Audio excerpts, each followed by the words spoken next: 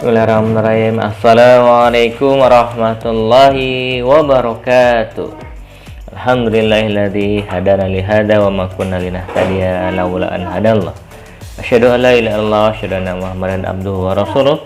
Allahumma shalli ala Muhammad wa ala ali Muhammad. Teman-teman, mari kita awali dengan berdoa terlebih dahulu. Bismillahirrahmanirrahim.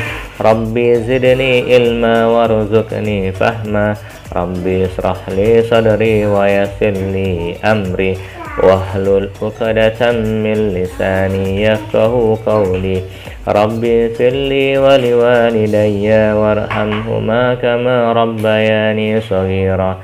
Rabbana atina fid dunya hasanah wa fil akhirati hasanah wa qina adzabannar. Amin. Anak-anakku yang Ustaz sayangi dan Ustaz cintai karena Allah, pada kesempatan pagi hari ini kita akan berkisah tentang seseorang. Rasulullah pernah menceritakan kepada para sahabatnya sebuah kisah yang disampaikan Jibril kepada beliau. Begini kisahnya. Ada seorang hamba yang telah menyembah Allah selama 500 tahun. Lama apa? Lama banget. Lama banget 500 tahun. Orang itu tinggal di sebuah bukit yang dikelilingi lautan luas dari segala penjuru.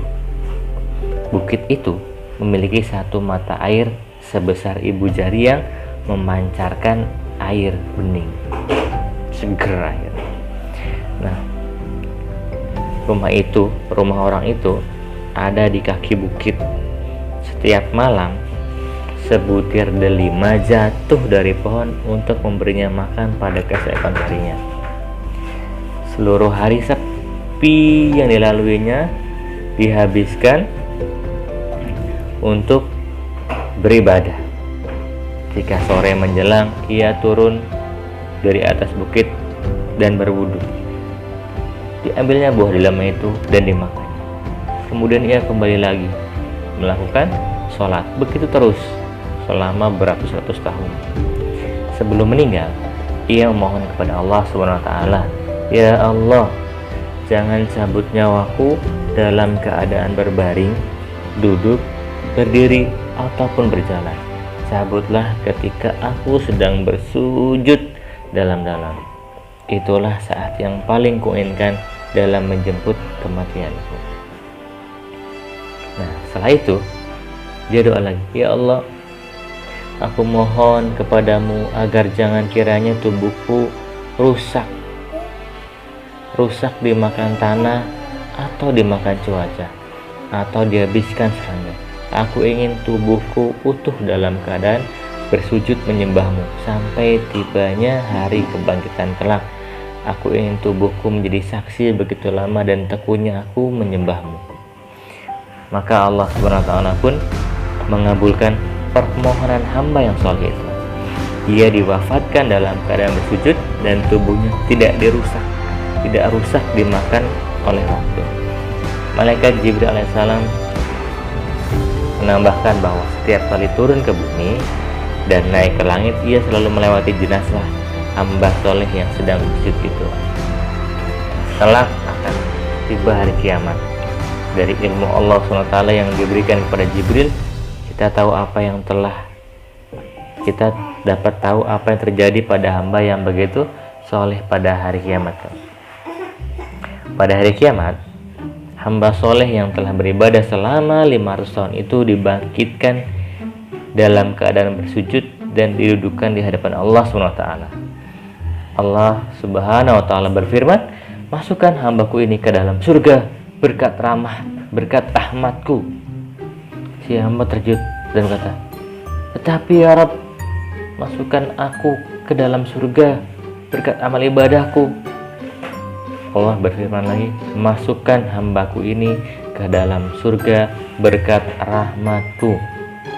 Nah, tapi si hamba bersikeras. Ia merasa amalnya telah begitu banyak sehingga pantaslah kiranya ia dimasukkan ke dalam surga bukan hanya karena rahmat kasih sayang Allah, tapi juga karena amalnya itu. Maka ia berkata lagi, ya Rabbi, tetapi masukkanlah aku ke dalam surga berkat amal ibadahku. Nah, maka Allah Subhanahu wa taala berfirman lagi, timbanglah pada hambaku ini antara nikmat penglihatan yang telah kuberikan dengan amal perbuatan, ditimbang nikmat mata, nikmatnya melihat, sama nikmat amal ibadah.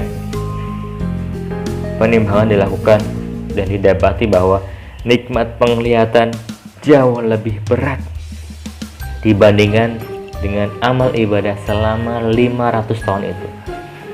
Belum lagi nikmat-nikmat yang lain, nikmat berbicara, nikmat mendengar, nikmat berjalan, nikmat merasa. Insya Allah. Nah, maka orang itu didudukkan kembali di hadapan Allah. Allah pun bertanya, wahai hambaku, siapakah yang telah menciptakan kamu dari tidak ada? Engkau wahai Tuhanku. Siapa yang telah memberimu kekuatan untuk beribadah selama 500 tahun? Engkau wahai Tuhanku. Siapa zat yang telah menempatkanmu di sebuah bukit yang terletak di tengah-tengah deburan ombak samudera, mengeluarkan air tawar dan air asin, mengeluarkan buah delima setiap harinya. Padahal delima itu hanya berbuah sekali dalam setahun. Dan engkau telah memintanya agar mencabut nyawamu saat sedang bersujud, dan dia mengabulkan permintaanmu itu. Engkau wahai Tuhanku. Maka Allah SWT berfirman, semua itu berkat rahmatku, berkat kasih sayangku, dan dengan rahmatku pula engkau masuk surga. Masukkanlah hambaku ini ke surga, sebaik-baik hamba adalah engkau wahai hambaku. Nah, teman-teman yang dirahmati Allah, pesan moralnya adalah tempat kediaman manusia kelak di akhirat memang ditentukan dari amal selama di dunia. Siapa yang amalnya baik, maka akan masuk surga. Amalnya buruk, akan masuk neraka. Nah, tetapi semuanya itu berkat rahmat Allah, kasih sayang Allah. Kita bisa saja mengklaim semua perbuatan baik kita adalah hasil jerih payah kita. Tapi bagaimana dengan udara yang kita ambil secara gratis untuk bernafas, mata untuk melihat, kaki untuk melangkah, serta tangan untuk bekerja, yang tanpa semua itu amal perbuatan kita tak akan terwujud. Jadi semuanya itu adalah berkat rahmat Allah, kasih sayang Allah yang wajib harus kita syukuri setiap harinya. Baik, billahi taufiq wal hidayah. Assalamualaikum warahmatullahi wabarakatuh.